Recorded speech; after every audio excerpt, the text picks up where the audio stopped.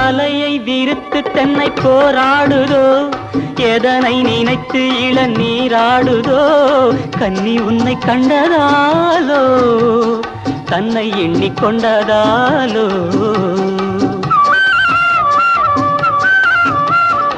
இலைகள் மரத்துக்கென்ன மேலாடையோ இடையை மறைத்து கட்டும் நூலாடையோ கட்டிக்கொண்ட கள்வன் யாரோ கள்வனுக்கும் என்ன பேரோ இயற்கை என்னும் இளைய கன்னி